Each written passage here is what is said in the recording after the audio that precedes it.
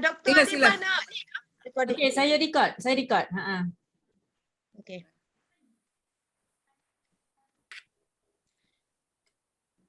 Okey, sila Kak Izan, saya start terus ke macam mana? Ke Kak Izan nak bagi kata aluan ke apa ke? Saya nak bagi kata luar sikitlah.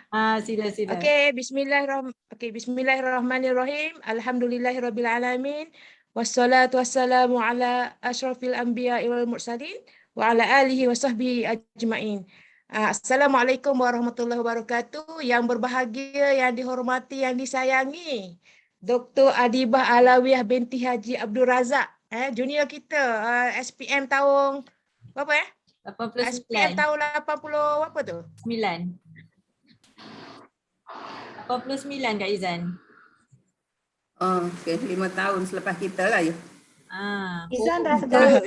Okey, so ya, untuk maklumat Dr. Adibah, yang ada kat sini adalah ex-KT SPM tahun 84, ada juga rakan daripada ex-MUA. Dan saya tak pasti, mungkin ada juga senior kita MRS yang KT Mungkinlah, saya pun tak pasti sebab tak perasan sangat. Okey, untuk maklumat rakan-rakan semua, saya baca sedikitlah biodata Dr. Adibah. Dr. Adibah Aliyah ni umur dia 49 tahun, muda lagi. Suami seorang pakar bedah dan mempunyai 5 orang anak berumur 12 hingga 24 tahun. Graduate from one of local university dan buat postgraduate study dalam bidang medical physiology dari Royal College of Surgeons di Ireland. Pernah bekerja di beberapa buah hospital dalam bidang surgery, sakit puan dan medicine. Last bekerja di universiti private dan awam sebagai associate professor dalam bidang penyelidikan. Dan sebelum ni adalah dalam bidang hormon dan apa tu kita sebut sekarang ni free. Sekarang Dr. Adibah ni freelance dan terlibat dalam banyak program kebajikan dan NGO seluruh Malaysia. Dan untuk maklumat, Dr. Adibah ni banyak dipanggil oleh NGO untuk berkongsi tentang hormon diet dan juga anti-inflammatory diet lah. Dan saya rasa masih tidak terlewat walaupun umur kita dah 54 tahun untuk jaga kesihatan. Kalau yang dah ada sikit-sikit tu mungkin boleh reverse, yang tak ada lagi tu untuk prevention InsyaAllah, kalau bukan untuk kita pun untuk family kita. Jadi tanpa membuang masa, saya serahkan kepada Dr. Adibah lah untuk meneruskan perkongsian pada hari ini. Silakan Dr. Adibah. Okey, bismillahirrahmanirrahim. Terima kasih Kak Izan. Okey, Rabbi syrahli sadri wa yassirli amri wahlul 'uqdatam min lisani yafqahu qawli. Okey, ketal lutut sebenarnya nak present daripada pas senior ni. Allahu Rabbi, tapi tak apa, berkongsi lah dan ada dekat sini pun ada member saya juga 2-3 orang ni, alhamdulillah. Nampak ada juga doktor-doktor lain, so you all bolehlah tambah-tambah kalau ada yang terlebih terkurang. So yang Kak Izan tak boleh nak sebut tadi tu, dia perkataan dia 2 perkataan lah. So tu bidang masa saya buat research dulu, dia vasodilatation dengan vasoconstriction. So itu yang Kak Izan nak sebut tu, maknanya kajian tentang vaso tu salur darah kita yang dilate, yang buka, dan vasoconstrict tu salur darah kita yang mengecut. So itulah sebenarnya yang kita nak tengok mainly pada hari ni, apa dia efek hormon kepada kita punya kesihatan kita, mainly salur darah. Okay, so saya start, insyaAllah hari ni santai-santai je. Siapa nak tanya soalan pun boleh, ataupun nak type soalan boleh. Saya nanti saya jawab at the end nanti InsyaAllah. Saya just share slide dulu. Dekat JB ni hujan lebat ni sebenarnya. So sedap duk tidur ni. Kalau tak dengar talk ni memang tidur lah ni Okay, nampak tak? Nampak ke slide? Nampak. Nampak Cantik slide tu. Cantik. Poster Kak Izan buat ni lawa ni Okay. So bismillahirrahmanirrahim. Okay, hari ni sebenarnya apa yang topik yang Kak Izan letak ni memang bagus sangatlah, tentang hormon diet dan kesannya kepada kesihatan. So saya akan discuss mainly mengenai hormon dan pemakanan lah. So saya tak nak panjang-panjang sebab benda ni sebenarnya apa yang kita dah tahu sebenarnya. Cuma macam mana nak betulkan sikit alignment kita, tu je. So saya share ni mudah-mudahan menjadi asbab lah untuk kita baiki kita punya kesihatan kita yang mungkin dah ada sikit sebanyak tu dah berkurang dah. So ni ada 4 poin je yang saya nak sebut dekat sini tentang cabaran semasa kita. Punca dengan root cause kita nak kenal pasti. Okay, sebab selama ni kalau kita demam contohnya kita makan ubat saja. Contohnya kita makan Panadol untuk kurangkan temperature. Tapi hari ni apa yang kita nak tengok hari ni adalah kita nak tengok punca demam tu. Contoh demam tu. So kita nak tengok punca atau root cause sebenar masalah kita. Dan kita nak tengok juga macam mana cara terbaik untuk kita kesan masalah dalam badan kita dan last sekali solusi. Okay. So first of all, kenapa kita sakit sebenarnya? Saya tak katalah semua dekat sini ni sakit. Saya rasa insya-Allah semua sihat nampak semua happy-happy je, ceria. So cara yang saya biasanya suggest untuk kalau kita nak faham kenapa kita ada masalah badan kita ni adalah kita kena dengar bahasa badan kita. So selama ni mungkin ada bahasa-bahasa badan kita yang kita belum maklum lagi. So hari ni kita nak tengok apa sebenarnya bahasa badan kita yang kita boleh interpret sebagai ada something yang tak kena di dalam badan kita ni. Okay, so mungkin bahasa badan kita tu dalam bentuk migraine. Ramai daripada kita sini ada masalah migraine, mungkin depression, mungkin masalah vertigo ke apa semua tu adalah bahasa badan kita. Paling common juga saya tengok kebanyakan daripada kita ada masalah sakit bahu ni. Kita panggil frozen shoulder. Dan frozen shoulder ni agak common bukannya orang perempuan saja. Saya pernah jumpa beberapa orang yang datang pada saya, orang lelaki pun dia tak boleh nak angkat tangan dia pada degree yang betul. So frozen shoulder common. Bahasa badan kita juga kadang-kadang dia tunjukkan melalui kuku kita. So cuba tengok kuku-kuku kita, kuku tangan atau kuku kaki, apa yang tak kena sebenarnya. Sebab dia menunjukkan dalaman badan kita macam mana. Paling common juga adalah kita punya digestion. Setengah orang dia ada sebu, dia kadang-kadang dia tak boleh silap makan sikit, cepat buang air, ataupun masalah sembelit. Masalah sembelit 2-3 hari sekali payah nak membuang. Kalau buang pun memang dia buang dalam keadaan yang tak puas. Masih ada lagi benda dia kata tak puas, tak habis semua. So ni quite common jugalah yang saya tengok sekarang ni. Especially kalau wanita yang dah berumur lebih dalam 40, 50, 60 tahun, biasanya dia dah bercampur dengan masalah emosi dan sebagainya. Okey, bahasa badan kita juga kita tengok melalui skin, kulit. Macam mana kulit kita. So sama ada senang dapat rashes, eczema, psoriasis, ni adalah antara bahasa badan kita juga. Something is not right lah dekat dalam. Okey, cuba tengok mata masing-masing, dekat keliling mata kita. So setengah orang dekat keliling mata dia perasan ada kita panggil bintil lemak. So benda ni pun adalah satu petanda ataupun kita panggil sign yang menunjukkan bahawa kita punya lipid ataupun lemak dalam badan kita ada yang tak kena dia punya ratio dia. Ni kita nak tengok nanti.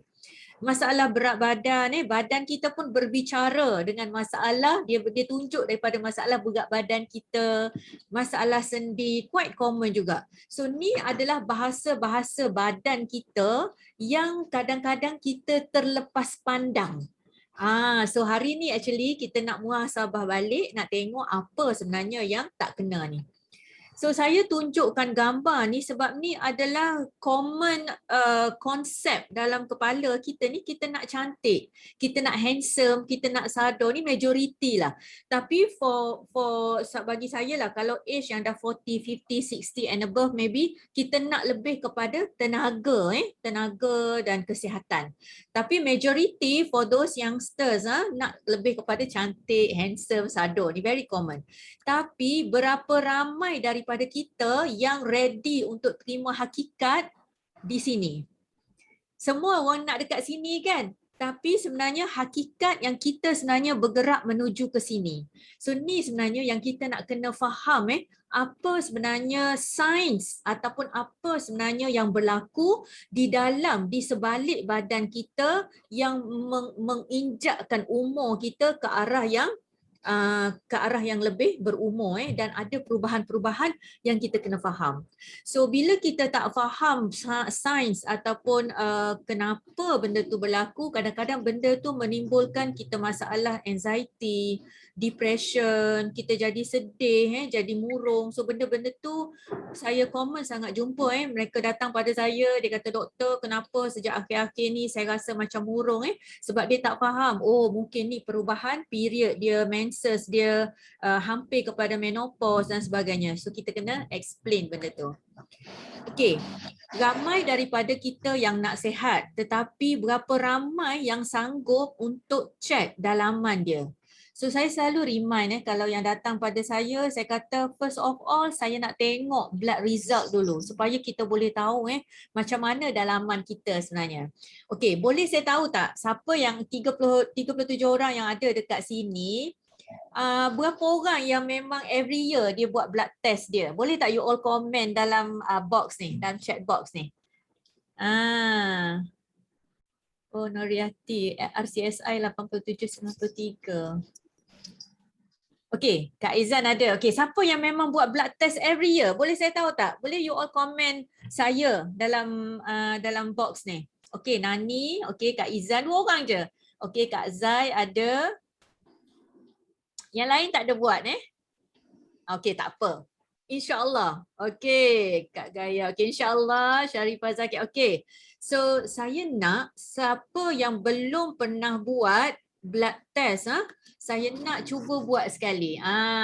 So, kalau kakak-kakak dekat sini ataupun mungkin ada senior-senior yang lain dekat sini, kalau you all belum pernah buat je sekali. Sebab apa?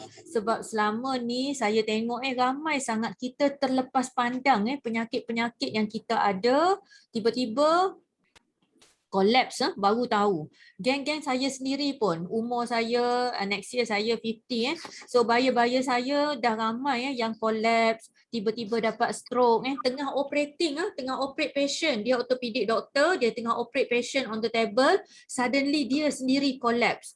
Bila dia collapse baru tahu rupanya dia ada masalah diabetik, hypertension, hyperkolesterol, heart attack suddenly baru tahu. So na'udzubillah min zalik kita tak nak benda tu. Saya harap kalau kita boleh check kita punya blood result kita at least once a year, cuba buat.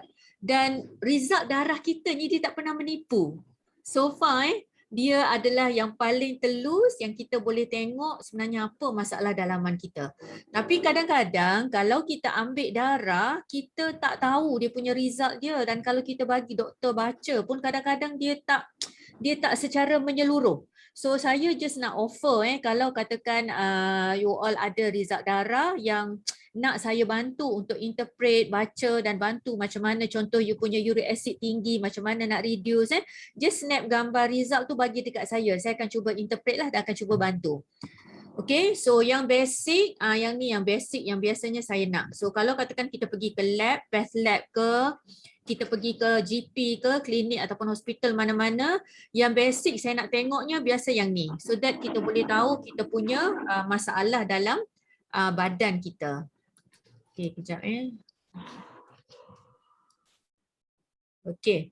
So kalau siapa dekat sini yang memang dah ada blood result, boleh snap gambar hantar pada saya, insyaAllah saya akan cuba bantulah untuk tengok mana-mana yang tak betul yang perlu dibantu insyaAllah. Ataupun saya suka juga guna scale ni. Ni adalah Karada scale. Karada scale ni saya suka sebab dia portable dan kita senang nak bawa ke mana-mana. Kalau balik Pasir Putih pun lepas ni saya pergi timbang kat Izan insyaAllah.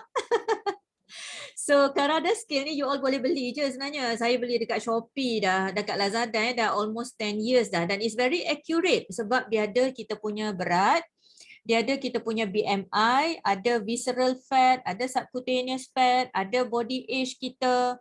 So walaupun kita umur katakan 30, tapi kalau inflammation tinggi dalam badan kita, kalau total fat tu tinggi, biasa umur badan kita tu dia akan jadi tua. So scale ni akan baca as if umur kita tu 50 atau 60. So kita tahulah hakikat sebenarnya dalaman macam mana. Okay, insyaAllah.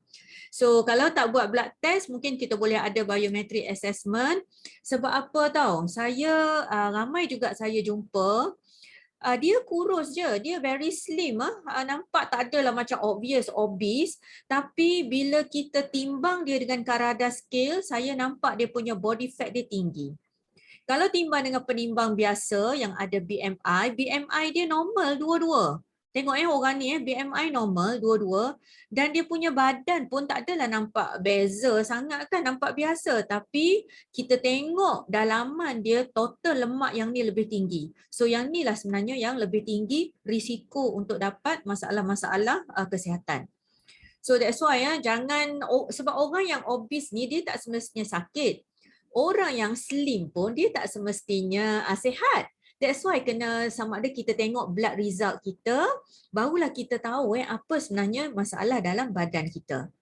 Okay, this is what we call as tophi lah, thin on the outside, fat on the inside. Maknanya dekat dalam tu lemak tinggi, dan biasanya benda ni dia akan ada kaitan dengan metabolic disease, masalah kecil manis, darah tinggi dan sebagainya. Okay. So saya selalu cakap hidup kita sekarang ni dia terlalu laju macam touch and go.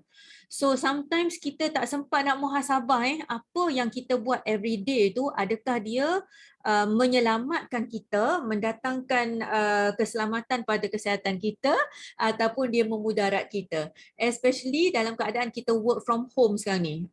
Memanglah ramai sangat yang datang pada saya, doktor tolonglah berat saya naik sejak PKP ni. PKP juga yang salah. Itulah masalahnya. So tengok lifestyle kita macam mana, cara kita shopping, cara kita habiskan malam kita macam mana, tengok Netflix ke sampai pukul 2-3 pagi ni ramai, especially youngsters lah. Maybe dah bayar 40-50 dah kurang, tapi kadang-kadang kita ada masalah untuk tidur juga ni. Bila hormon kita dah tak balance, duduk atas katil pun sejam tu tak boleh nak initiate lagi sleep kita. Kalau ada masalah tu mesti ada something wrong dengan hormon kita. Ataupun kita boleh tidur masuk tidur katakan pukul 10, 10.30, lepas tu pukul 2 terjaga, pukul 3 terjaga, pukul 4 terjaga. Intermittent awakening. Tu pun ada masalah dengan hormon kita, dan saya akan discuss lepas ni apa sebenarnya masalah pada hormon kita tu. Lifestyle kita yang rokok, vape, ataupun kita passive smoker. Kalau bukan kita aktif, maybe spouse kita ataupun sekeliling kita tu ada yang smoke, kita pun akan dapat impact juga.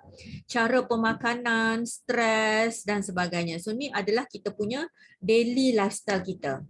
Dan saya juga nak sentuh dekat sini tentang trending sekarang ni yang sometimes kita follow secara membabi buta tapi kita tak tahu kita punya fitness level kita macam mana. Sebab apa? Sebab saya tengok ramai daripada kita yang memang bagus exercise, bagus sangat, ada rutin habit exercise dan sebagainya, tapi pastikan kita tahu kita punya limitasi dan fitness level. Kita tahu kita punya heart rate zone berapa, kita tahu kita punya capacity berapa. So semua benda ni menentukan kita punya stamina supaya kita tak pergi over sangat So ni adalah ilmu-ilmu lah yang insya-Allah kita kena belajar, dan saya rasa kalau bagi anda maybe yang dah ada ilmu-ilmu ni, alhamdulillah, just praktiskan saja. So saya juga tengok kebanyakan daripada kita termasuklah saya dulu zaman-zaman saya tak tahu pun, kita exercise, dan bila kita exercise, lepas exercise biasanya kita rasa lapar. Betul ke betul kita akan rasa lapar sebab kita dah guna a lot of calories. So lepas exercise kita akan singgah dekat mana-mana kedai, mengetih ke ataupun balik rumah ke, dan kita rasa payah sangat nak control craving kita. Agak-agak sebab apa jadi gini? So sepatutnya once kita dah exercise, badan kita dah sihat, sepatutnya kita dah dapat pemakanan yang terbaik lah, kita dah boleh control craving dan hunger kita. Tapi sebab apa lepas exercise kita masih tak dapat nak kawal craving kita tu, tak dapat nak control nafsu makan kita. ada something wrong dekat dalam. Saya selalu cakap, bila kita nak makan, pastikan kita makan bukan sekadar untuk nafsu tekak kita semata-mata. No, bukan. Tapi bila kita nak makan, kita kena cakna kita bagi makan pada sel dalam badan kita. Bila kita feed the cell dengan betul dalam badan kita, maka kita boleh kontrol kita punya craving kita sebab sel kita dah kenyang. Ni nanti kita akan tengok lepas ni tentang mekanisme hormon dalam badan kita. Okay, now cuba muhasabah balik. Saya tak kata dekat orang lain sebab saya dah lalui semua benda ni dulu. Kita dah lalui, dah tahu, dah beribu-ribu dah habis, kebanyakan daripada kita dah cuba macam-macam benda, dah cuba macam-macam program dah. Tapi sebab apa kita fail selama ni? Kenapa? Okay, ada sebab dia tu. Adakah salah memilih makanan? Adakah salah cara masak? So ada banyak sebab, tak payah mengaku dekat sini. Cuma kita ingat dalam hati je, ya Allah ya Tuhanku, apa yang aku dah buat dulu. Ataupun kadang-kadang kita restrictkan portion tu sampai jadi sikit sangat.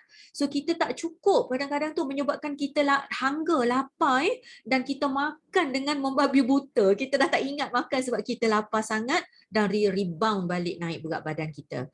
So ni adalah antara masalah-masalah yang menyebabkan kenapa berat badan kita, masalah kita tak dapat nak kontrol. So penting sangat dalam program yang kita buat ni, actually dalam program hormon diet yang kami coach ni, kita bagi kefahaman dulu bahawa kalori ni sebenarnya dia penting, tetapi lebih penting lagi untuk faham apa kandungan kalori tu. So dua-dua ni kalau kita tengok, dua-dua ni 300 calories, betul Tetapi dalam kek ni dia cuma ada gula.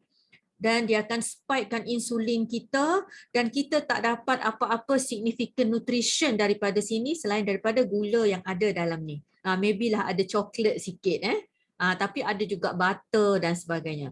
Tetapi kalau kita ambil 300 calories dalam bentuk buah apple dengan gajus ni, so kita boleh kontrol kita punya insulin response sebab ada fiber dalam dia.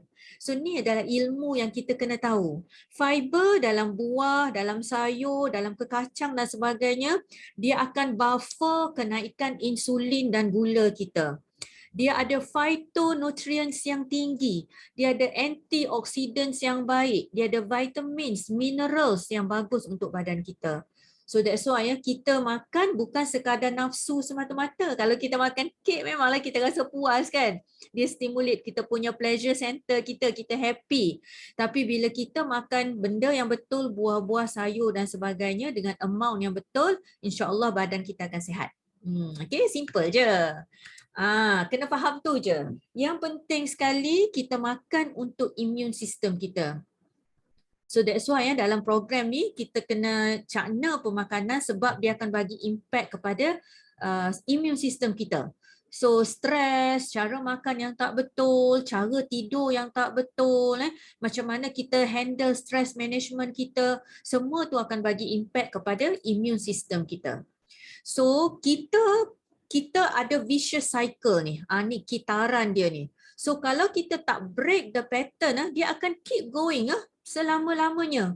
So that's why program yang kita buat, yang Kak Izan buat ni sebenarnya, hormon diet ni, dia akan break the pattern. Dia break dekat sini, dia break dekat sini dan dia break dekat sini, insya-Allah. Dan once everything dah okay, dia akan heal the inflammation. Okay, but it takes time lah sebab benda ni bukan shortcut, dia kena sabar. Saya pentingkan sangat tentang tidur. Tidur ni memang tak boleh nak elak. 3 tadi tu, okay, triangle tadi yang vicious cycle tu, dia punya main compartment dia adalah tidur.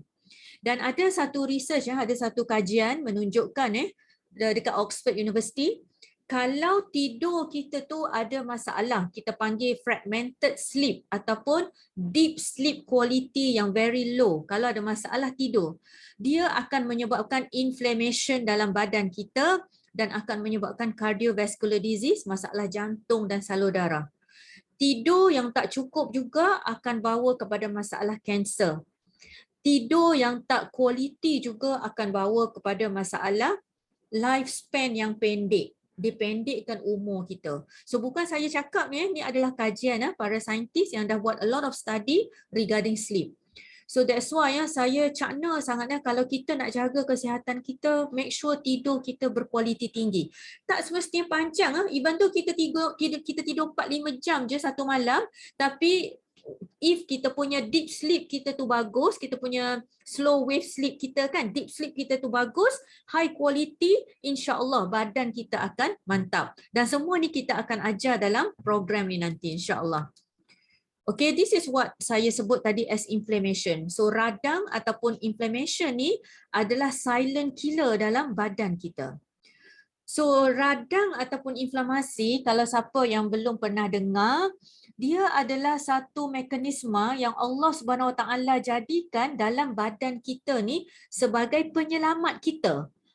Baiknya Allah Taala ni.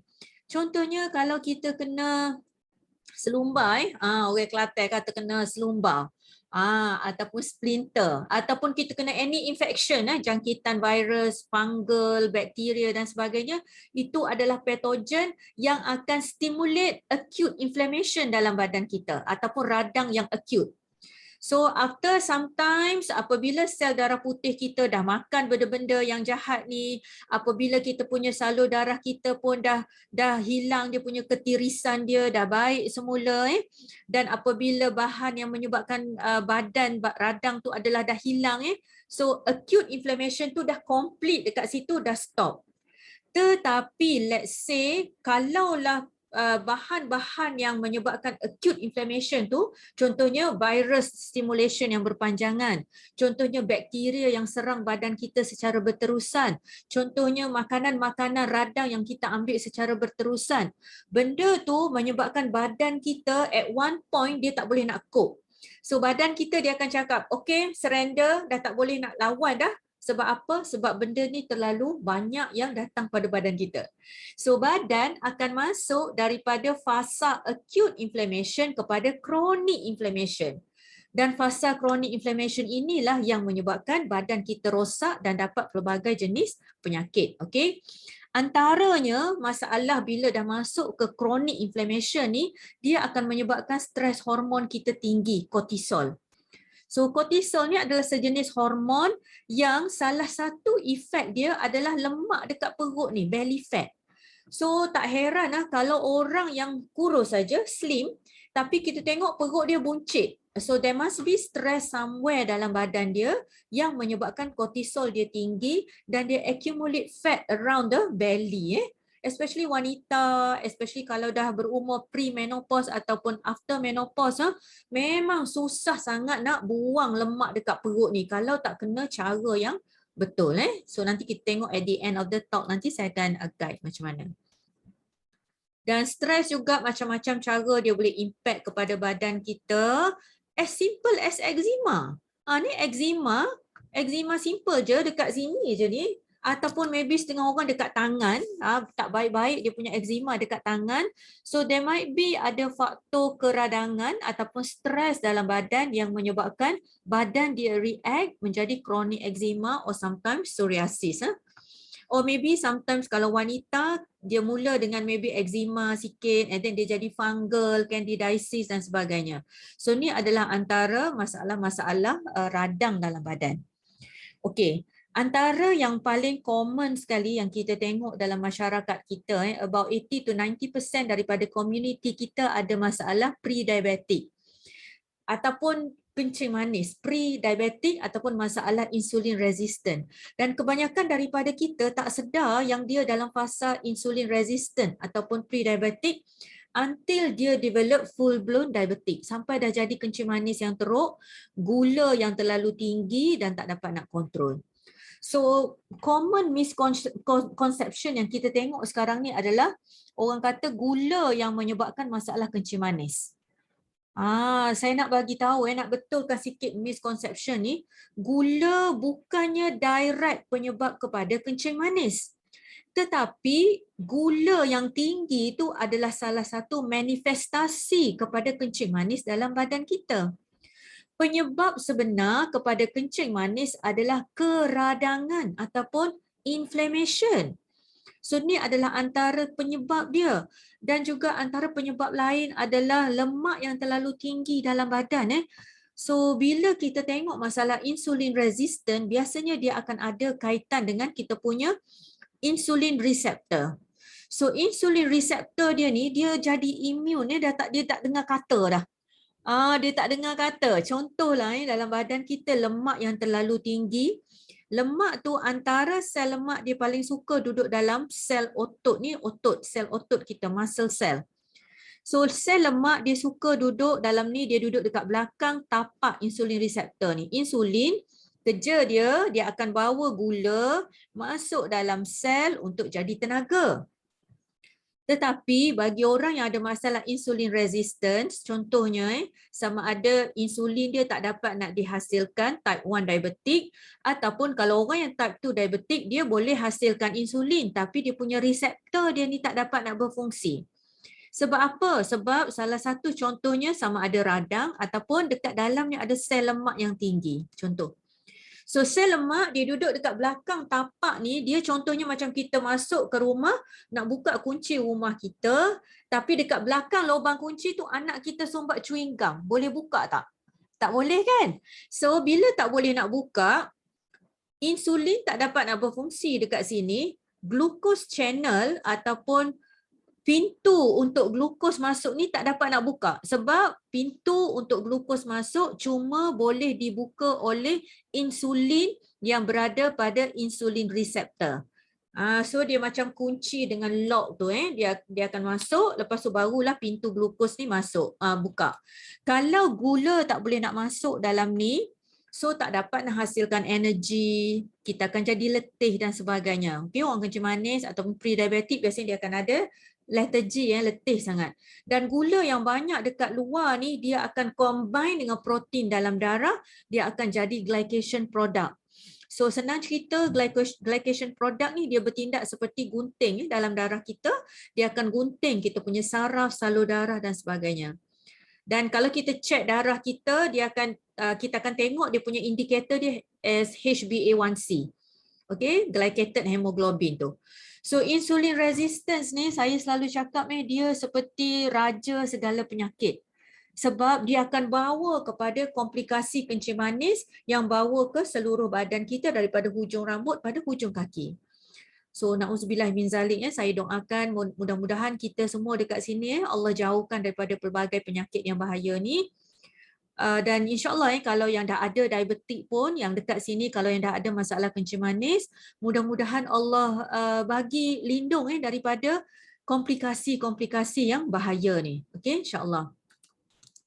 Dan kencing manis ni salah satu yang obvious selain daripada masalah kadang-kadang kita tengok jangkitan kuman dan sebagainya. First kali kita tengok kulit. So orang yang ada masalah insulin resistant atau masalah kencing manis, kulit dia akan jadi kering. Ni. Kulit kaki, kadang kulit tangan very dry. Dan kadang-kadang dia boleh jadi sampai luka okay, ni luka, ataupun kadang-kadang susah nak sembuh kita potong kuku pun kadang-kadang dia dah termakan isi, payah nak baik, ataupun sampai dah jadi ada jangkitan kuman sampai dah ada maggot ni dah yang teruk lah. Okay, ataupun kadang-kadang kalau yang lagi teruk sampai buah pinggang pun rosak disebabkan oleh masalah kencing manis. Kita panggil diabetic nephropathy. Dan yang ni dah kena dialisis lah. Okay, na'udzubillah min zalik. Okay, selain daripada masalah kencing manis, so stres dia boleh bawa pada keradangan, dia boleh bawa kepada kencing manis dan penyakit-penyakit lain. Radang ni juga dia boleh bawa kepada masalah kanser. Dan saya highlight sini kanser sebab dia berkaitan dengan banyak faktor lain. Okay, multifaktorial. Kanser ni dia ada dalam badan semua orang. Jin ataupun dia punya bukan jin afraid dia punya genetik kanser tu dia ada dalam badan kita semua, termasuklah saya Tetapi kita punya jin kanser kita tu tidur. Dan ada something yang kita buat biasanya yang akan bangunkan sel kanser kita. Antaranya yang paling penting sekali yang biasanya kita tersilap langkah adalah pemakanan. So banyak sangat jenis makanan yang boleh bangunkan sel kanser kita. Antaranya jenis-jenis yang tinggi sugar. Okay? Sebab gula ni dia favorite food kepada cancer cells. Kita suka kan makanan manis-manis, especially kalau dekat negeri Kelantan lah, Cik Mek Moleknya lah, apa lagi jalemah lah, buah tanjung lah, semua tu semua makanan tinggi gula. Fast food tinggi saturated fat, tinggi sangat sugar. So dia boleh stimulate atau dia trigger juga cancer button kita ni. Na'udzubillah min zalik. Tapi apa yang kita selalu terlepas pandang adalah chronic stress. Stres yang acute ataupun stres yang sikit ni bagus. Sebab dia move badan kita. Kita akan jadi lebih proaktif, kita akan jadi lebih motivated. Bagus sangat acute stress. Tapi kalau chronic stress, dia akan suddenly dia trigger kita punya sel cancer kita. So banyak kes-kes breast cancer, prostate cancer, ovarian cancer, cancer uterus, dia berasal daripada masalah chronic stress. Okey. Ni adalah saya tunjuk gambar cervical cancer. Sorry, saya excuse minta izin sikit nak minum air. Ni apa tu? Green tea. Okay. Okay. So cervical cancer banyak juga antara silent killer juga among wanita selain daripada breast cancer. Cervical cancer ni antara pembunuh juga di mana kebanyakan daripada wanita kita kadang-kadang kita terlepas pandang Sepatutnya at least 35 or 40 and above kita buat sekali satu pap smear so that kita boleh tahu kita punya keadaan kita ataupun buat sekali mammogram supaya kita ada baseline reading masalah kita ni. So siapa yang belum lagi buat you are 40 and above, belum lagi pernah buat pap smear, belum lagi pernah buat mammogram, buat sekali. Okay, jangan takut sebab ni adalah hakikat yang kita kena lalu. Even as a doctor pun saya pun takut tapi saya beranikan juga buat at least setahun atau 2 tahun sekali kita buat untuk dapat baseline reading keadaan kesihatan kita. So once dah jadi cancer benda yang kena remove lah. Sejak saya bantu ramai dalam program kita ni, kita punya student saya dah ada about almost 1,000 plus, almost 2,000 orang dah yang buat hormone diet ni. Saya rasa quite significant number juga yang datang dengan masalah bleeding. Dia datang pada saya, dia kata, doktor, saya ada masalah pendarahan. Sama ada pendarahan yang tak normal lepas menopause ataupun dia ada pendarahan kita panggil postcoital bleeding. Lepas bersama dia ada masalah pendarahan.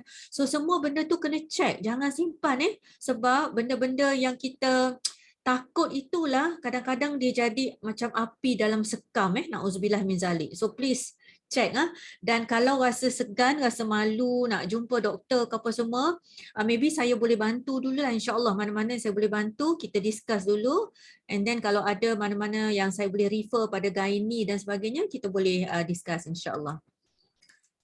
Okey, ataupun bakteria, some bakteria boleh menyebabkan kanser, contohnya kanser perut, this is stomach cancer dan salah satu penyebabnya adalah H. pylori, adalah bakteria yang ada dalam perut kita. Ni kerja husband saya lah ni, scope apa semua tu. Ni adalah salah satu visual daripada endoskop dia di mana patient ni dia ada bleeding dan ada cancer cells. Okay, chronic inflammation juga boleh menyebabkan breast cancer. So ni saya just tunjuk contoh-contoh late stage of breast cancer lah. Okay, patient ni pernah datang pada kami lah dalam program hormone diet. Sebelum ni saya pernah ada seorang patient yang dia datang, dia kata, doktor, saya ada biji dekat bawah ketiak aja. Masa tu belum jadi gini lagi. Dia ada biji dekat bawah ketiak dia. Pada masa tu we all offer untuk buat biopsi. Tetapi dia refuse, dia kata, doktor, saya nak cuba rawatan alternatif, dia kata. So we all tak dapat nak buat apa-apalah, tak boleh nak paksa kan. So dia discharge, dia keluar daripada ward. And after about 1 year lah, lebih kurang setahun gitu, dia datang balik, dah ulcerated, dah besar sangat gini Ya Allah, na'udzubillah min zalik. Dan bila kita remove pun, kita buat mastectomy, kita remove apa semua pun, dia punya akar kanser tu dah masuk ke dalam dah pergi ke lungs, dah pergi ke liver, tulang dia habis putih dah metastasize habis kepada dia punya tulang dia. Okay, na'udzubillah min zalik. So buat je mammogram buat je mammogram sebab early detection tu bagus sangat untuk kita bantu kalau kita boleh diagnose daripada awal, kita boleh bantu sebenarnya. Dan bagi you all kalau senior-senior saya dekat sini yang ada dekat Kota Baru, kalau siapa yang duduk dekat Kota Kelantan lah, Sebab Bestari dekat USM tu dia dah ada walk-in center So member saya sebenarnya Dr. Johara, Prof. Dr. Johara tu dia head dekat situ, dekat Bestari Center tu. So siapa yang ada nak check, nak buat mammogram ke, nak check mass ataupun biji dekat breast dia ke apa semua, dia just boleh walk in saja dan terus jumpa doktor dekat Bestari unit dekat HUSM tu. Okay, dekat Kubefia tu. Siapa-siapa duduk Kota Baru boleh pergi situ insya-Allah. Okey, saya letak tentang hormon sintetik ni sebab ini adalah antara salah satu causes ataupun penyebab juga kepada masalah kanser dan hormon yang tak stabil di kalangan wanita.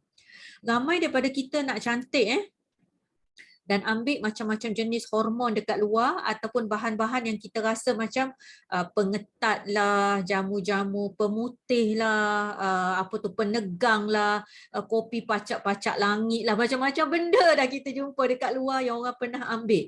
So pastikan apa yang kita ambil tu selamat dan tak membahayakan kesihatan. So saya selalu advise kalau you all nak tahu produk tu selamat ataupun tak, check dulu dekat NPRA. So install, pergi dekat website NPRA ni, you masukkan nama produk and then kita boleh tengok apa bahan bahaya yang ada dalam tu. So banyak sangat makanan, minuman, kopi apa semua dekat luar tu yang ada bahan-bahan terlarang dipanggil racun berjadual. Okay, yang dah kena rampas dan sebagainya, dan kita boleh tengok bahan-bahan pemutih, bahan-bahan slimming, diphenhydramine ni ada. So benda-benda ni kadang-kadang kita rasa macam tak bahaya tapi in the long run dia punya komplikasi dia tu adalah masalah ketidakstabilan hormon dan end up dengan kanser. So apa sebenarnya penyebab keradangan ni? Pemakanan. Okay. The number one is actually pemakanan. Yang kedua, any jangkitan atau patogen. Yang ketiga, lifestyle kita, tidur, fitness level, social and personality dan juga toksin. So ni adalah antara faktor-faktor. Now saya nak masuk sikit tentang hormon dengan radang ni sebab benda ni kadang-kadang even as a doctor pun kalau saya tak tengok betul-betul, saya tak kaji betul-betul bab inflammation dengan radang ni, saya pun terlepas pandang. So bila kita tengok benda ni dengan lebih detail, barulah kita perasan ada something wrong yang tak kena dengan kita punya pemakanan kita yang menyebabkan ada masalah inflammation ni.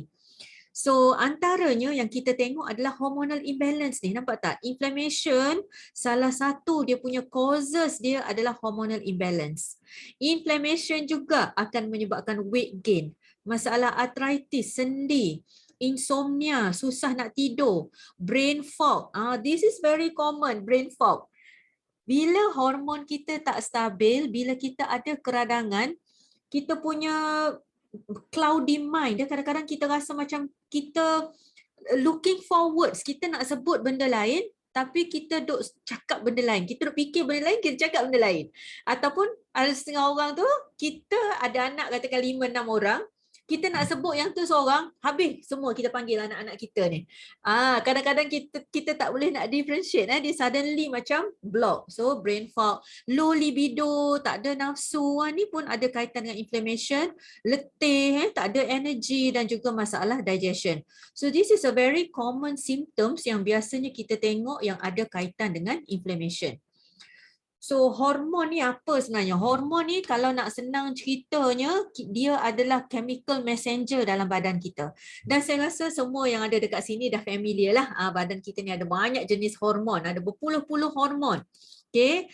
Dan hormon ni dia lebih obvious dalam reproductive phase wanita. So daripada fasa puberty, kita nak matang tu, kepada fasa mengandung, pregnancy, kemudian kepada fasa pre-menopause, kemudian kepada fasa menopause. So tu adalah fasa-fasa, especially dalam hidup wanita, dia akan melalui hormones yang tunggang terbalik, naik turun tu. Tapi kalau orang lelaki biasa not as much lah. Dia ada juga ups and down, tapi dia tak sebanyak wanita sebab kita ada bersalin lah, period lah, pregnant lah, breastfeeding lah, macam-macam dan dia ada kaitan dengan emosi yang lebih tinggi berbanding dengan orang lelaki. Okay, so ni adalah hormon. Jadi apakah hormon yang utama yang akan kawal kita punya fat loss or fat gain kita? So yang paling penting adalah testosteron, progesteron, estrogen, leptin and ghrelin, dia ada dua sini, dan juga thyroid hormones kita, T3, T4. So that's why kalaulah kita memang suspek kita ni ada masalah hormones yang tak stabil, selain daripada kita buat rutin blood test kita yang ada fasting lipid profile, liver function test, renal function test yang ada basic tu, it's good kalau kita boleh buat juga hormones punya profile. Kita tengok maybe testosterone, progesteron, estrogen, leptin, ghrelin kita, ataupun tengok juga T3, T4, TSH kita. Bagus juga untuk kita tengok kita punya kesihatan kita. Okay? So hormon inilah yang memainkan peranan dalam badan kita, especially wanita. So masalah utamanya kenapa kita nak sangat supaya kita dapat kontrol kita punya berat badan ni, okey, kerana especially di musim pandemik sekarang ni, bila kita reduce kita punya belly fat kita, risiko untuk kita dapat illness yang teruk daripada COVID-19 pun akan turun juga.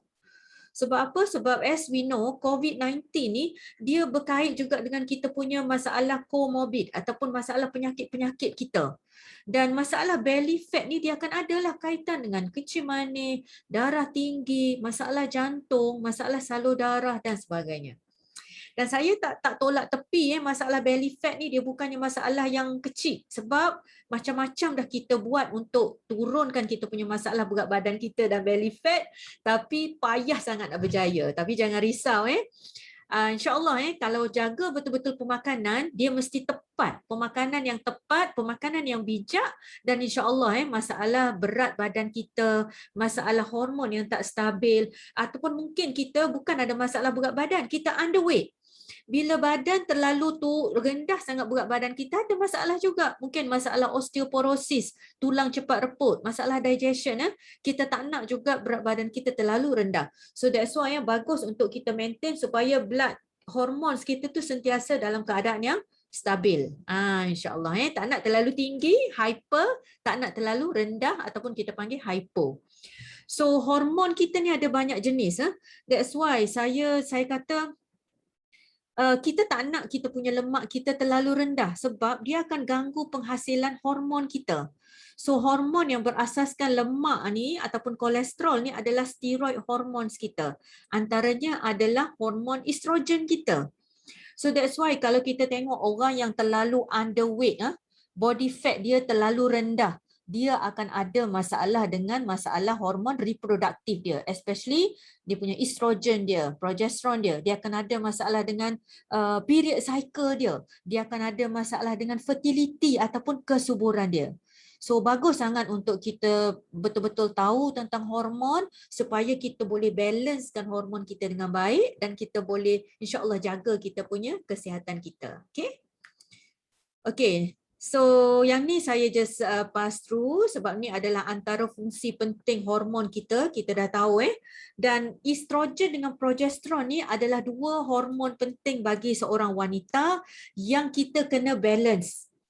So kita tak nak terlalu tinggi dan kita tak nak terlalu rendah. Bila estrogen terlalu tinggi, sama ada pada umur yang pre-menopause, sebelum menopause, ataupun umur yang selepas menopause pun ada juga masalah estrogen dominance. Dan dia bukannya simply menyebabkan masalah cis, period tak betul, cellulite, masalah ketidaksuburan. Tapi yang kita tak nak estrogen dominance ataupun kita panggil hyperestrogen ni, dia boleh berakhir dengan masalah yang lagi teruk contohnya masalah-masalah kanser, fatty liver, masalah kencing manis, neurodegenerative, masalah saraf dan sebagainya. So that's why yang penting untuk kita balance kan kita punya hormon kita supaya tidak terlalu low dan tidak terlalu tinggi. So once dah masuk ke age 45 and above, 45, 40, 48, 50, dia akan pergi ke fasa perimenopause dan pada masa inilah estrogen tu akan mula turun dan berada pada tahap yang paling rendah. So penting sekali, dia bukan saja ada orang kata tak apalah doktor, saya estrogen saya low pun saya tak kisah sangat, dia kata. Sebab yalah tak apalah rambut pun gugur, dia kata skin berkedut sikit, tak kisah doktor, tak apa saya tak kisah. Tapi kena kisah Saya cakap kena kisah sebab estrogen ni adalah protektif kepada badan kita. Kita tak nak tulur dengan kadar yang terlalu rendah sebab salah satu faktor yang menjaga kita punya kesihatan jantung dan salur darah kita adalah estrogen. So kita nak estrogen yang dalam amount yang betul apabila kita meningkat ke umur 40, 50 and above. Okay, so saya letak ni sebabnya kita kena faham apabila kita dah masuk ke umur after menopause, okay, kita punya penghasilan estrogen yang pada ovari tu, kilang telur kita, estrogen ni dia hasilkan dekat ovari kita. Tapi bila dah masuk ke umur perimenopause ataupun postmenopause, kilang telur kita, ovari tu akan jadi kurang production estrogen dia ataupun totally stop. Dan dia akan diambil alih oleh organ lain, antaranya adalah fat cells. So that's why after menopause kita rasa macam susah sangat nak turun berat badan. Sebab apa? Badan kita dia akan pegang sel-sel lemak sebagai penyelamat kita. So dia akan pegang lemak tu, dia tak akan dibakar dengan efisien sebab lemak itulah yang menjadi store untuk hasilkan estrogen. So that's why penting sangat untuk kita tahu teknik yang betul macam mana nak turunkan berat badan dengan cara yang betul once dah masuk peringkat umur pre and post menopause supaya kita tak compromise kita punya estrogen level kita. So ada spesifik cara makan yang kami akan guide dalam program hormon diet ni, insyaAllah supaya kita balancekan balik. Okay. Dan ini adalah antara fats ataupun sel-sel yang akan ataupun hormon yang akan bagi impact kepada kesihatan kita. Contohnya sex steroid hormones, estrogen dan sebagainya. Growth factors, dia akan mempengaruhi juga insulin, IGF-1. So pada peringkat umur yang dah pre or post menopause ataupun bagi wanita yang kalau bukan masuk 40 pun, umur 20-an, 30-an, tapi suka sangat ambil daging-daging merah dan sebagainya. Salah satunya dia akan meningkatkan IGF-1 ni. Okay, in the red meat. So IGF-1 ni dia akan stimulate cell proliferation. Sel kita dia akan grow dengan cepat. Insulin like growth factor 1 ni dia akan menginhibit ataupun dia akan halang daripada sel mati dan dia akan promote jadinya sel-sel kanser dalam badan kita. So kena berhati-hati siapa yang suka daging-daging merah ni. Dan banyak lagi lah faktor-faktor hormon lain yang akan ganggu kita punya masalah kesihatan kita. How obesity can lead to cancer? So kita bukannya semata-mata nak balancekan hormon, nak turunkan berat badan tapi sebenarnya kita nak supaya hormon kita tu balance untuk kita avoid ataupun prevent atau kita jaga supaya kita boleh jauh daripada masalah kanser dan sebagainya insya-Allah. Sebab dia punya pathway dia adalah melalui inflammation. So fat cell, lemak yang tinggi, estrogen yang tinggi, mediator dia adalah melalui inflammation. Dia akan hasilkan banyak sangat faktor-faktor yang menyebabkan radang dalam badan kita dan end up akan bertukar kepada sel kanser. Okay, na'udzubillah min zalik. Kalau lelaki, okay, ada juga masalah di mana pada masa kalau wanita kita panggil menopause, kalau lelaki dia lebih kepada andropause. Cuma bezanya andropause ni dia sperm count. Kalau yang masalah fertility lelaki dia not that obvious macam wanita. Tetapi dia lebih kepada kalau yang andropause ni dia lebih kepada masalah energy, fokus, masalah energy, muscle mass dan sebagainya. Okay, so tu adalah lebih kepada testosteron. Okay, dan aging, kalau less estrogen kita akan tengoklah. Ni kita akan tengok apa yang berlaku, physical changes. Tapi bagi saya not so much physical, walaupun kita cakna juga physical changes kita kan. Tengok cermin pun dah ada kedut situ, kedut sini semua kan. Tapi yang lebih penting lagi adalah kita punya kesihatan dalaman kita, hormones dan sebagainya. And it's not only our skin yang menunjukkan penuaan, tetapi kita punya organ-organ kita pun. This is organ kita yang dah mula aging. Ni adalah average umur badan kita, organ kita yang menua bagi orang yang kesihatan dia average, biasa. Tetapi kalau inflammation banyak dalam badan kita, dia akan jadi lebih cepat. So aging tu proses penuaan akan jadi lebih premature ataupun lebih awal. So yang ni adalah average yang kita tengok. So aging ni dia akan ada impact kepada energy, kita akan ada changes dalam body composition, muscle kita, fat kita, bone density kita, badan tulang cepat reput dan sebagainya. Juga signaling networks dalam badan kita. Contohnya enzim, fungsi enzim pun akan berkurang. Contohnya neurodegeneration akan ada efek juga. Salah satu yang saya suka highlight kalau aging ni, kalau kita menua lebih pada awal, kalau walaupun umur katakan dah 50, 60, 70 pun, tapi kalau kita boleh maintain kita punya internal environment kita supaya tak menua dengan cepat, don't worry, insya-Allah badan kita akan awet muda. Saya pernah tengok seorang tu, ada seorang yang pernah timbang sebelum ni. Dia gunakan radar scale, dia umur kalau tak silap saya dalam 60 plus. Maknanya umur kronologi dia, umur ikut tahun dia adalah 60 lebih. Tetapi bila saya timbang dia, dia punya bacaan radar scale tu body age dia dalam 30 plus. Dan dia memang very good. Dia kata, akak makan apa? Saya tanyalah dia, puan makan apa? Dia kata, saya memang everyday ulam mesti secekap. Dia kata, ulam. Dia tanam sendiri. Orang kampung je. Masa tu saya buat case study dekat USM. Dia kata, ulam saya mesti secekap setiap kali makan. Ulam secekap dan dia ambil mainly fish. Dia tak ambil ayam apa semua tak. Dia mainly fish dia kata. Dan setiap hari dia mesti ada dekat luar rumah. At least 1 to 2 hours. So penting bila kita berada dekat luar rumah sebab apa? Kita dapat terus vitamin from sunshine. Vitamin D tu indirectly dia akan reduce kita punya LDL kolesterol jahat. Dan automatically dia akan bagi increase bone mineral density kita. Vitamin D kan terus dekat tulang. So that's why dia body age dia very impressive. Saya tengok dia tu body age dia 30 plus. Okay. So insyaAllah satu saya suka bagi contoh neurodegeneration ni adalah kita punya reflex. Kita perhati bila kita dah masuk ke umur aging, kita punya reflex kita akan jadi makin slow. Maksud reflex tu saya bukannya reflex ke yang ada game dekat komputer yang kita tekan button-button nak tengok siapa cepat tu kan. Bukan, not that one. Maksud saya reflex yang pantas ni adalah reflex contohnya kita drive, kita bawa kereta. Dekat depan kita tu lalu budak kecil main bola dia tiba-tiba cross jalan.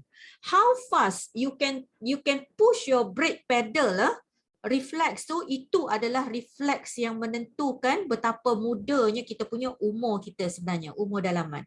Because kalau aging kita punya saraf kita dia tak akan berupaya untuk dapat reflex yang pantas. So tu adalah penting reflex is very important dalam kita punya daily process kita. So sekarang ni saya harap kita semua dah jelas untuk kita berjaya, untuk kita dapat sukses yang betul-betul jaga kesihatan kita, kita ada success cycle ni. Yang ni penting. Pertama kena ada niat, mesti serius. Kesihatan ni dia bukan main-main dan bagi saya rasa kita yang bila kita dah sampai at one stage of our life ni, kita dah tak pandang belakang dah. Memang kita betul-betul nak sihat, kita nak menuju ke sana. Yang kedua, kita kena berguru secara profesional. Bukannya boleh type doktor-doktor Google, YouTube saja. No, tak boleh. Memang kena ada profesional yang boleh guide kita. Yang ketiga, kita kena ada ilmu yang mantap. Bukannya ilmu yang tengok label-label dekat pokok-pokok saja ke tampal-tampal kopi jantan ke apa semua. No, tak nak ilmu yang gitu. Yang keempat, kita kena kenal diri sendiri. That's why bila kita nak discuss pasal hormon diet ni, saya tak terus bagi resepi. Memang saya boleh bagi je. Okey, dalam laptop saya ni ada 100 resepi yang kita boleh buat kalau kita nak sihat. No, saya tak bagi tu. Saya bagi dulu benda-benda penting supaya kita kenal badan kita, supaya kita familiar dengan bahasa badan kita, so that kita tahu sebenarnya apa yang tak kena dengan dalam kita. That's why kena ada blood result supaya kita kenal secara tersirat. Selama ni kita kenal kita secara tersurat, kita nampak oh kulit kita gini, rambut kita gini, kita punya weight kita gini. Tetapi kita tak kenal hakikat badan kita yang sebenarnya, iaitu apa yang ada di sebalik setitis darah kita tu. LDL dia berapa, uric acid kita berapa, fatty liver kita tu teruk ke tak, kita punya renal function kita, GFR kita berapa, yang tu yang kita kena tahu sebenarnya. Sebab bila kita dah kenal KPI kita, kita tahu hala tuju kita. Kita ada blood result kita, kita tahu kita nak tuju ke mana, yang tu yang penting. Dan last kali kita kena ada disiplin dan istiqamah, serta kita kena ada environment yang betul. Bukannya environment yang sama-sama tak cakna, sama-sama lantak lah, kita pergi rasa makanan viral tu viral ni. No, you must have a good environment yang saling buat benda yang sama dan kita buat, sama-sama nak sihat dan sama-sama menuju ke arah satu matlamat. Yang tu yang penting. So this is a very important success cycle, dan biasanya kalau siapa yang buat program ni, saya memang kalau boleh nak you all print, tampal dekat peti sejuk supaya kita nampak kita punya success cycle kita ni menghala ke mana. So now apa yang kita kena buat So penting sekali kita nak reduce inflammation melalui diet, melalui weight loss dan melalui physical activity. And it has to be the correct diet, mestilah cara penurunan berat badan yang betul, dan mestilah physical activity yang tepat. Bukannya saja-saja yang tanpa panduan. So that's why kita akan guide you insya-Allah. Semua ni adalah dengan ilmu. So kalau tak ada ilmu memang biasanya payah kita nak maintain kita punya kesihatan kita. So once dah ada ilmu, that's why dalam program ni selama sebulan, macam yang Kak Izan buat selama sebulan, duduk dalam program ni about 40 days tu, kita akan tengok apa yang patutnya kita buat, all the do's and don't, macam mana orang lain buat juga. So kita boleh belajar antara satu sama lain insya-Allah. Okay, dan this is a very holistic program sebab dia combinekan kita punya intellectual, kita fikir, kita punya emotional, stabil, kita punya spiritual. So dalam program ni kita akan ada kelas-kelas, saya akan announcekan kelas-kelas tafsir, kita belajar juga kalau ada program-program keagamaan kita follow sekali. This is a very good. Dan juga kita akan combine dengan physical health sekali. Okay, insya-Allah. 70% daripada fitness kita daripada pemakanan dan 30% daripada workout. So ni yang kita kena fokus di mana dia adalah a major portion dalam pemakanan kita. So apa yang kita buat actually yang kami betul-betul istiqamah, saya committed betul-betul untuk bantu ramai dekat luar sana adalah program pemakanan yang kita panggil anti-inflammatory diet. So program ni actually so far lah yang saya tengok, yang saya pun dah habis beratus ribu daripada saya 70 kilo dulu, daripada saya ada masalah kencing manis, darah tinggi, kolesterol, saya sendiri obese. Masa saya obese tu, saya advise patient saya dekat klinik, saya tengok dia, saya kata, puan kena turunkan berat badan. Saya cakap dekat patient saya tau. Patient saya cakap, dia tengok saya atas bawah. Dia kata, doktor ni mabuk ketum ke apa? Dia sendiri pun gemuk. Dia cakap kat saya. Tapi mungkin patient tu cakap dalam hati ke saya, benda tu is actually an eye opener. Sebab masa tu saya memang tak tahu tak tahu apa nak buat, sehinggalah kami pakar-pakar kita sit down, kita discuss dan kita tengok apa sebenarnya program yang sesuai, yang the best insya-Allah untuk kita buat. So ni yang kita panggil anti-inflammatory diet ataupun pemakanan anti radang. Because the root cause of the disease yang kita ada sekarang ni kebanyakannya adalah inflammation. Dan salah satu yang penting dalam program ni adalah kita make sure sel kita tu sihat. Sebab apa? Sebab kalau sel-sel kita tu sakit, nutrisi yang nak masuk pun tak dapat sebab membran sel kita tu tak sihat, dan toksin yang ada dekat dalam sel pun tak boleh nak keluar. So toksin duduk dalam ni dan menyebabkan sel kita lagi sakit. So toksin yang banyak dalam badan dia akan tukar DNA sel kita, end up boleh jadi sel kanser dan sebagainya. So it's very important untuk kita ada sel membrane yang sehat sebab nutrisi boleh masuk dengan baik dan waste products, toksin pun boleh keluar daripada sel-sel kita. So that's why saya kata bila kita makan kita kena cakna. Bukan sekadar makan untuk sedap dekat tekak saja, tapi kita makan nak supaya sel kita kenyang. Sebab bila sel kita kenyang, dia tak akan minta dah benda-benda lain. Dia tak akan minta dah kek coklat. Dia tak akan minta dah goreng pisang. Dia tak akan minta dah nasi goreng mamak ke apa semua. No. Sebab sel-sel kita dah cukup dia punya nutrisi kita. So that's why ilmu ni penting untuk kita dapat insyaAllah. So apa ciri pemakanan anti-inflammatory diet? Yang pertama sekali kita elakkan makanan yang menyebabkan keradangan badan. So nanti insyaAllah kita akan guide satu-satu. Yang kedua, kita utamakan makanan yang padat dengan nutrisi. Okay, ada certain foods yang memang packed with nutrition. Yang ketiga, kita akan tingkat pemakanan yang tinggi antioksida. Fokus pemakanan yang tinggi omega baik 3 and 9 dan kita banyakkan makanan yang meningkatkan immunity. So that's why kita tengok for those of you yang dah buat program hormon diet ni, bukan sahaja dapat turun berat badan, bukan sahaja BP akan jadi bagus, bukan sahaja kolesterol akan normalize, tetapi immune system dia akan jadi lebih baik.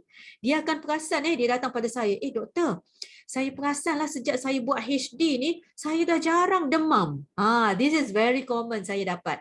Ataupun doktor, saya perasan sejak saya buat HD ni, saya punya resdung saya yang selalu ada jangkitan kuman tu dah tak ada. This is very important sebab kita jaga kita punya pemakanan anti radang, dia akan automatically tingkatkan kita punya immunity badan. Okay, insyaAllah. Dan anti-inflammatory diet ni untuk siapa? Pertama untuk pesakit-pesakit yang ada masalah metabolic disease. Okay. Yang kedua untuk mereka yang ada masalah inflammation termasuklah sakit sendi, eczema, psoriasis, asma, SLE dan sebagainya. Yang ketiga yang ada masalah usus. Okay.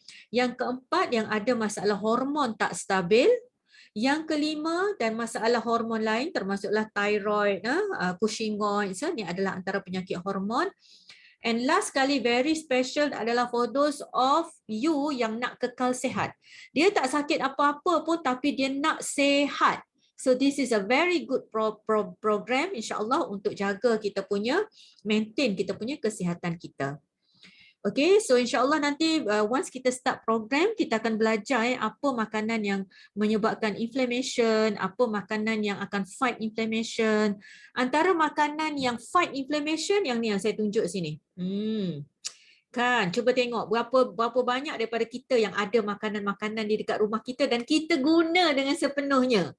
Penting tu, kadang-kadang ada doktor ada, tapi brown rice ni kadang-kadang sampai dah naik ulat, sampai dah naik bubuk.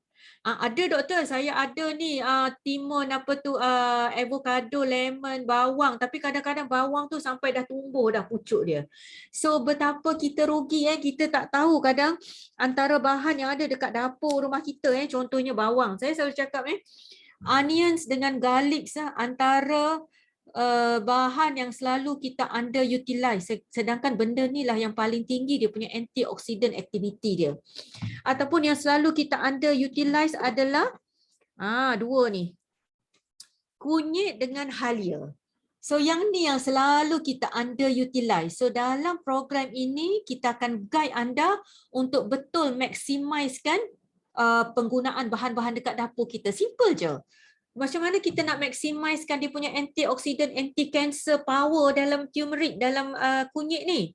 Contoh saya bagi contoh, kita ambil kunyit, okay, contohnya kita nak letak garam ikan je, contoh. So kita ambil kunyit sama ada yang serbuk ataupun yang tumbuh yang fresh ni, kita tumbuk dengan garam sikit, kita tumbuk dengan black pepper sikit. Sebab apa? Once kita letak black pepper, dia akan ada food synergy. Sebab black pepper dengan turmeric, curcumin. Dalam kunyit ni dia ada antioksidan dia curcumin. So turmeric, pepperin di dalam pepperin dalam black pepper dengan curcumin dalam kunyit, dia akan food synergy dua tu, dia akan increase absorption of phytonutrients dan antioksida dan dia akan fight the cancer about 1000 kali ganda daripada kita guna satu-satu tu. So ni adalah ilmu-ilmu yang insyaAllah kita akan belajar dalam program nanti. Dan kita akan belajar juga tentang detail anti-inflammatory, pro-inflammatory. These are all the knowledge yang insya-Allah kita akan apply dalam program anti-inflammatory diet. Sugar, avoid sugar dalam masa at least sebulan ni ataupun 2 bulan, avoid dulu all the white sugar, fast food, makanan-makanan segera, jus, bukan salah jus tapi gula yang tinggi dalam jus. So kita akan ajar you all untuk buat homemade juice daripada fresh fruits and vegetables sendiri. Okay, avoid all the foods, belajar tentang kalori, dan program kita ni adalah program yang pembelajarannya secara berterusan under professional guidance dengan doktor-doktor pakar. So saya just menyeru kalau for those of you yang memang dah doctors dekat sini, just come and then mungkin boleh bersama-sama dengan kami untuk bantu mereka yang memerlukan dekat luar sana, insyaAllah. Be in our team, insyaAllah. You all akan rasa dia punya kepuasan dia tu. Okay, dan kita guide melalui WhatsApp dengan Telegram. Mesti sanggup berubah. Tak nak hot chicken shit. Nak tengok-tengok je doktor, saya tak nak buat tapi nak jenguk-jenguk je. No. Sebab saya busy, saya kata saya nak bantu you all yang betul-betul 150% nak berubah. Barulah saya akan insya-Allah bantu. Mesti ada keinginan yang tinggi dan mesti istiqamah. Yang ni yang penting. Dan tim kita ada daripada pelbagai kepakaran. Saya fisiologis, saya medical physiologist. Husband saya surgeon, dalam tim kita ada physician, ada microbiologist, radiologist, ada Dr. Rahamah. Dr. Rahamah tu MRSM KT juga. Tak sure Kak Izan siapa kenal tak Dr. Rahamah? Dia batch saya sama satu batch dengan saya. So dia dalam tim juga, dia GP dekat KT. So dia one of the consultant juga dalam program hormon diet. Kita ada ophthalmologist, kita ada pathologist, ada psychiatrist, Dr. Umi Azlin juga pakar psychiatry dalam tim kami. Dan ramai lagi lah, ada food chemist, ada master chef dalam program kita, ada instructor gym, bodybuilder, semua ada yang insya-Allah kita boleh belajar sama-sama. Ni Dr. Ramai, ni XKT juga ni, tak tahu ingat ke tak ni. So ni adalah antara latihan-latihan ataupun training lah, sharing kita buat kepada tim supaya kita boleh sama-sama dapat belajar. Okey, saya tunjukkan contoh, ada lebih kurang 2-3 minit lagi saya dah nak habis. Contoh-contoh makanan yang ni kita makan dalam program HD. Okey, sebelum saya kalau you all tengok saya tunjuk contoh makanan sebab apa? Sebab nak tunjuk bahawa makanan yang kita makan dalam program ni bukan makanan yang diet, makanan yang diet macam kita imagine tu. Sebab dia adalah sedap, dia adalah sihat, dia adalah selamat dan insya-Allah dia memang kita tak akan rasa boring. Dan dia senang nak prepare. So this is very simple dan insya-Allah kita akan guide satu-satu macam mana nak prepare. Okay, before saya end, saya just nak tunjuk mereka yang dah berjaya transformasikan kesihatan. Bukan saya bukannya saya nak menunjukkan mereka yang rasa macam bangga ke apa semua, tapi those are the people yang memang betul-betul istiqamah, yang memang betul-betul disiplin dan buat dengan sepenuh hati dan alhamdulillah at the end of the day bila kita repeat dia punya blood sugar dan sebagainya, alhamdulillah semua tu dah improve. Okey, masalah total kolesterol untuk ni adalah Puan Saadia. So masa mula-mula dia jumpa saya pada masa tu, Kak Saadia ni 61 years old, okey. Dia jumpa saya pada masa tu, dia punya total kolesterol dia 8.8. Dia punya triglyceride dia pun tinggi, LDL dia 6.4. Okey, tengok this is masa start program. Okey, at the end of 2 cycle, dia buat selama 80 hari 2 cycle dia buat. Dia punya total kolesterol 8.8 dan 4.7. Very significant dia punya LDL daripada 6.4 dah turun kepada 3.0. Alhamdulillah. So memang antara yang paling degil payah nak berubah adalah kolesterol level. Kalau tak betul cara memang payah sangat kita nak improve. Okey. Ni salah seorang peserta daripada Penang. Okey. Berat beliau sebelum ni 120 kilos. Baru umur 44 dan ada macam-macam masalah. Okey, ni masalah-masalah dia So alhamdulillah dia kata after the program dah solat dah tak payah guna kerusi, kaki dah tak cramp, kolesterol daripada 4.9 3.8, obesity daripada 120 kilos dah 100 kilos, HbA1c dah improve daripada 9.6 kepada 6.0. Okay, so ni beliau dan sekarang ni alhamdulillah saya rasa beliau dah latest dah 90 lebih saya rasa dia ni dan dah less than 100 kilos now ni Hasnin lah husband dia. Okay, ni Coach Ijan yang ada banyak sangat masalah liver, fatty liver, dia pernah ada cholecystitis, pernah buat hepatotektomi dan ada problem. So alhamdulillah melalui HD juga alhamdulillah dah sihat. This is sister dia, adik dia, ada masalah yang sama, obesity, masalah a lot of inflammation in the body dan alhamdulillah now ni pun dah sihat insya-Allah.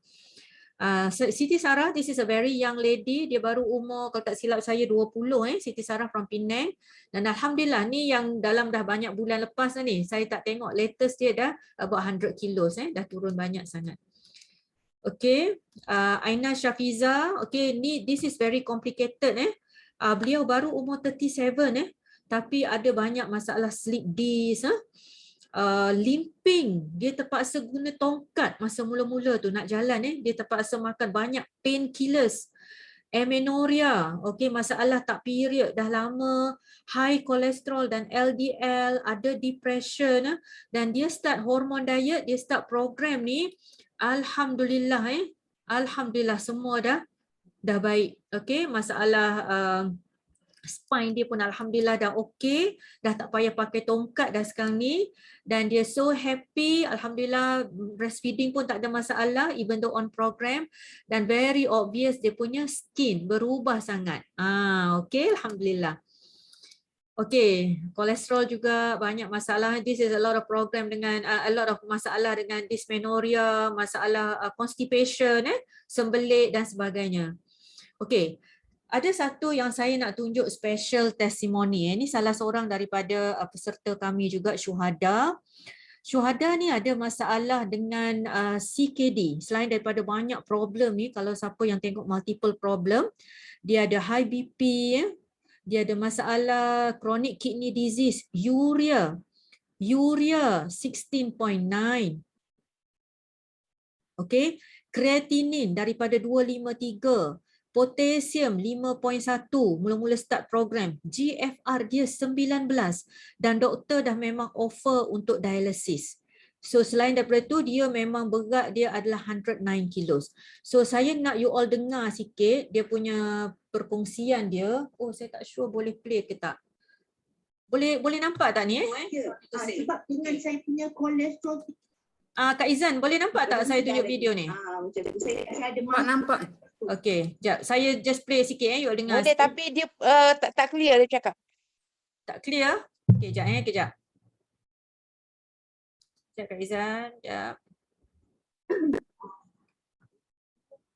Saya ada ada kidney problem, ada diabetes, ada high cholesterol, ada inflammation.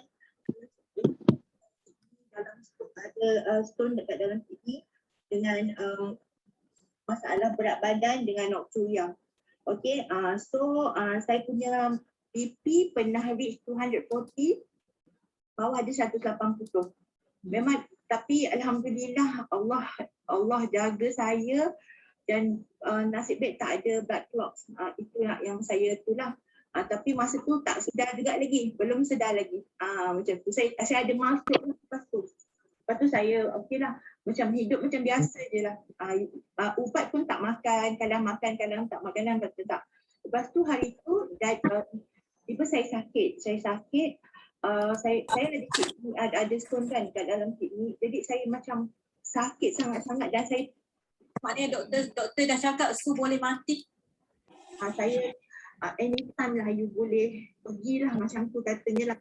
So saya down sangat, saya meraung-raung. Kejap Su, doktor kata anytime boleh pergi. Sorry saya cakap maknanya semua penyakit boleh reverse balik. okey, Dengan gini, hanya jap. Sebab saya sanggup tengok masa mengubah dah nak habis. Nanti video ni saya bagi dekat Kak Izan, bagi dalam grup boleh tak? Sebab video dia agak panjang So nanti boleh tengok the whole Boleh, video boleh, dalam boleh. grup. Okey. Saya cuma summarize, okey. Summary dia yang ni je yang saya nak tunjuk Okey, after 2 bulan setengah, after 2 bulan setengah program yang Syuhada ni buat dengan masalah yang multiple dia tu, dia punya GFR dia ataupun fungsi buah pinggang dah naik. Okay, daripada 19 naik ke 53. 53 yang latest dia GFR dia naik slowly, and then latest dia 19 naik ke 53. So BP pun dah improve, blood sugar dia pun dah improve. Saya nak tunjuk sini kalau kita ada masalah buah pinggang, so far lah saya tengok, saya tak berani nak touch sebenarnya, sebab bagi doktor kita kata kalau dah ada masalah CKD stage 5, ni stage 5 kalau dah ada masalah buah pinggang yang stage 5, biasanya dia dah irreversible. Tetapi Allah nak bantu asbab dengan jaga pemakanan yang terbaik, asbab kita baiki inflammation dalam badan syuhada ni, alhamdulillah dia punya condition improve banyak sangat sampai sekarang ni. So masih lagi under strict monitoring, sebab CKD ni dia bukan main-main masalah buah pinggang ni adalah something yang kita kena monitor. So sentiasa ambil blood at least 2 minggu sekali supaya kita boleh dapat monitor dia punya kesihatan dia. Nanti saya akan send video full yang 38 minit syuhada ni. Nanti Kak Izan boleh bagi dalam group lah untuk tengok dengan lebih detail. Yang ni saya tunjuk sebagai contoh saja. Okay, saya just nak introduce seorang lagi ni. Dekat sini. Saya rasa beliau ada dekat sini, tapi tak apa. Saya nak tunjuk video ni juga di mana beliau dengar boleh dengar. Okay, Assalamualaikum warahmatullahi taala wabarakatuh. Hari ini saya bersama dengan Kak Zaimah. Saya nak you all dengar apa yang Kak Zai dapat setelah tamat program HD ni. Okey, Kak Zai cuba cerita sikit Kak Zai.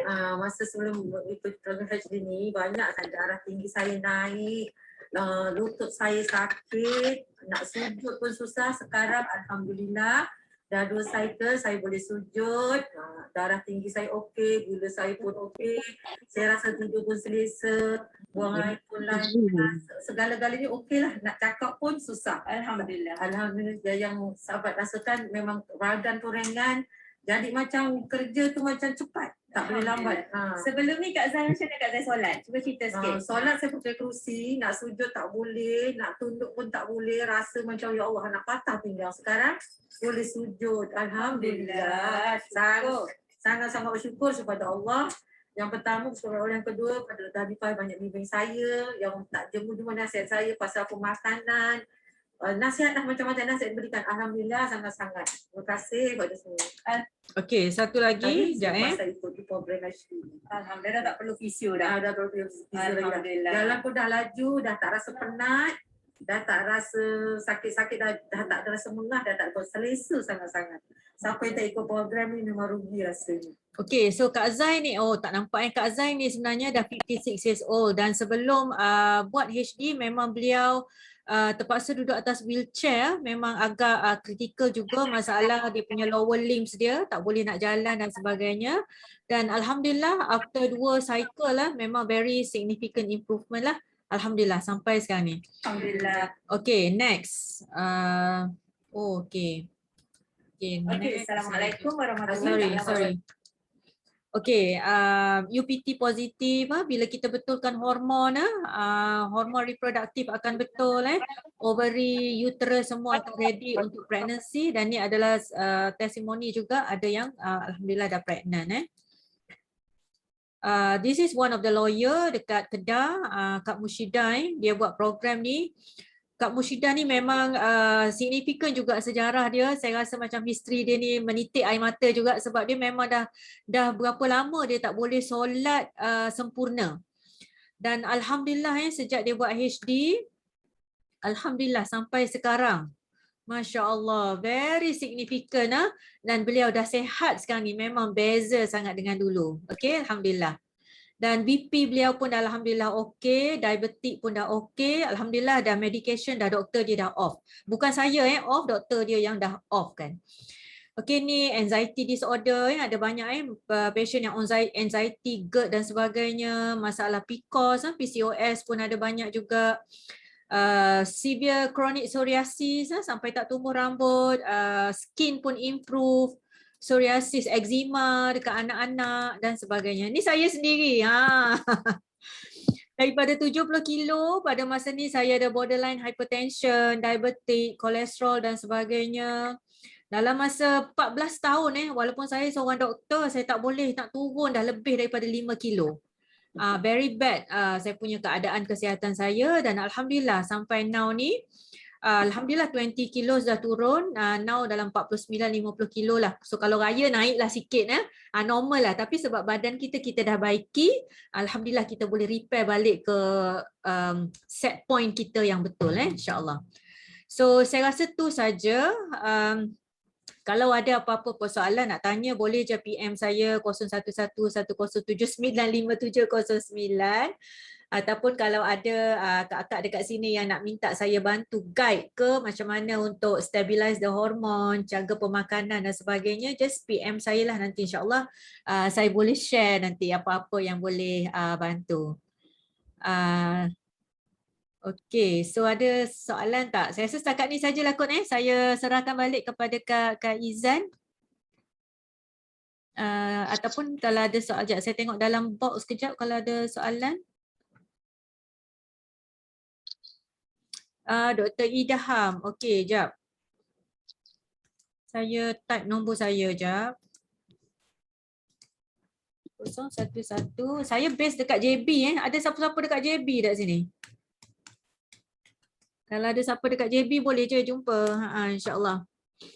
Program ni HD, program ni berbayar tak? Okey, program ni actually bayar apa yang you all nak guna dalam program ni. Contohnya nak guna, dia ada garam dia, saya akan guidekan garam apa nak guna, ada madu dia, ada chia seed dia, quinoa dia, ada bahan-bahan untuk buat jus, flaxseed dia, ada basic supplements yang kita guna. So semua yang benda-benda yang you guna tu, yang you bayar tu adalah semua yang you dapat. Coaching free adalah zero. So kami lebih kurang dalam 10 orang doktor pakar dalam ni, kita orang tak letak apa-apa coaching fee. So insyaAllah so just guna je barang-barang yang kami guide, nak beli beras mana apa semua tu, itulah yang akan dibayar dan you all akan dapat 100% semua yang dibayar tu. Saya akan tolong belikan, akan hantarkan kit makanan pada you all, dan once dah dapat kit makanan tu, kita akan mula guide, masuk dalam group dan sebagainya. Okay, so boleh PM saya je lah. Okay, sama-sama Dr. Idham. Attach dengan hospital mana di JB? Okay. Sebelum ni saya dekat Newcastle. Dekat JB, dekat Gelang Patah. So saya ajar anatomy physiology dekat Newcastle. Lepas tu saya masuk ke UTM dekat biomedical. And then lepas habis dekat biomedical tu, saya early resign sebab masa tu kebetulan saya tak ada bibik lah, payah apa semua. Saya early resign. Husband saya still dekat Colombia, dekat Nusa Jaya ni. Dan now saya totally freelance lah. Maknanya saya banyak sangat memenuhi undangan talk sebenarnya. So musim PKP ni banyak kita buat online, jadi saya tak travel. Tapi kalau sebelum PKP memang saya travel all around Malaysia, sampai ke Sabah, Sarawak apa semua, kita buat talk lah. Dan talk tu free actually. Saya tak charge anything talk tu sebagai saham akhirat kami lah, insyaAllah. Bila saya bagi talk, saya guide you all untuk buat program, dan insyaAllah lepas tu kita boleh communicate through groups, WhatsApp dan sebagainya. InsyaAllah next week saya ke Penang sebenarnya. So kalau siapa yang ada kat Penang tu, kita boleh jumpa lah. InsyaAllah. Boleh. RA. Siapa RA ni? Alamak, tak kenal lah. Tunjuklah muka sikit. RA. Siapa lagi ada dekat sini? Okay, ada soalan lain tak?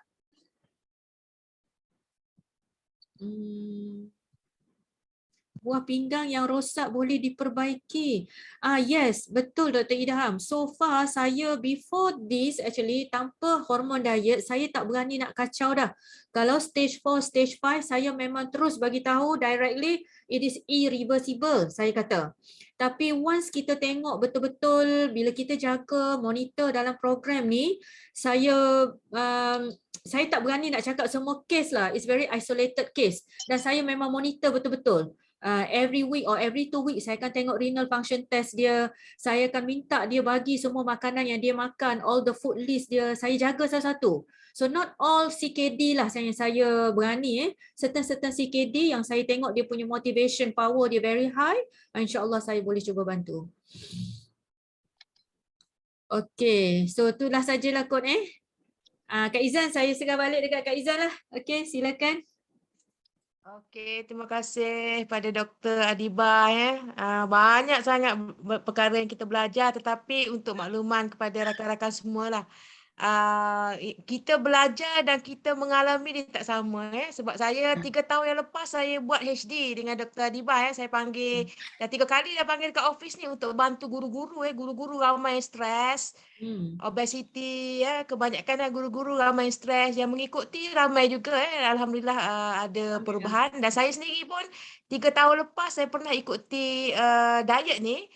3 tahun saya ikuti dan dia tak naik dia stabil je berat badan kita walaupun kita makan. Masa tu tak ingat apa dah. Masuk tahun ketiga tak ingat apa-apa dah, habis dah langgar semua, tapi badan kita dari segi berat badan dia stabil. Cuma bila saya buat medical check up tu saya dah nampak dah dia dah mula dah haywire balik Sebab tu saya sambung balik dan saya pun wondering juga kalau 3 tahun lepas saya betul-betul saya ikuti HD dengan baik, mungkin saya punya creatinine saya mungkin taklah ada masalah sampai macam sekarang InsyaAllah Kak Tapi tak Izan, apa, kalau 3 tahun lepas Kak Izan follow dah jadi Nilofa dah sekarang ni, insyaAllah. Allah, ya Allah, Tuhan aku menyesal dia. Okey, tak apa. Apa pun. Jealous satu orang lain tu. Okey. Apa pun untuk kesihatan kita dan juga untuk kesihatan keluarga lah untuk kesihatan keluarga kita. Kalau kita sebagai ibu kalau kita tak tunjuk cara pemakanan yang betul, anak kita mungkin akan menghadapi masalah sama esok nanti kita dah tak ada dia akan kita kena tukarlah lifestyle kita. InsyaAllah saya pun samalah akan istiqamah lah. Dan saya sebenarnya seminggu lagi habislah 42 hari cycle satu dan saya dah kehilangan berat badan 6 kg. Tapi saya lepas ni saya akan buat blood test lah untuk tengok perkembangan lah, dan untuk maklum rakan-rakan semua, saya punya umur badan saya, malu nak cakap. Umur badan saya 60 lebih tau. Baru muda lagi 54 tapi umur badan 60 lebih. Dan betul Dr. Adibah cakap, saya ada seorang kawan, dia tua daripada saya tapi badan dia umur 30 lebih. Umur badan dia umur 30 lebih. Jadi memang ada orang yang umur tua 50 lebih tapi badan umur 30 lebih. Yang tu kawan saya sendirilah, kawan kerja. Saya umur 54, badan umur 60 lebih dekat 70. Aduh lah. Okey. Tapi Kak Izan very good. Okay. Yang signifikan saya rasa yang Kak Izan bagus sangat dapat daripada HD ni in terms of energy. Kan? Ya, betul. Saya cycling, saya boleh cycling 18 km saya boleh cycling. Seorang je cycling non-stop. Saya boleh cycling sekarang Dan itulah insya-Allah lah kita doalah sama-sama lah kita jaga kesihatan masing-masing, dan sudah semestinya kita kena jaga kesihatan dengan cara yang betul lah. Dia banyak diet kat luar sana tapi diet yang saya rasa tak ada guide yang betul lah Jadi saya rasa terima kasih banyak-banyak. Saya rasa tak ada ni tak ada soalan daripada rakan-rakan semua. Nampak tak? Tapi kalau ada soalan lepas ni boleh direct pada Dr. Adibah lah Okey, boleh. Okey, saya rasa kalau tak ada saya tutuplah, kita akhiri majlis kita pada hari ini dengan doa kafarah dan awal asri.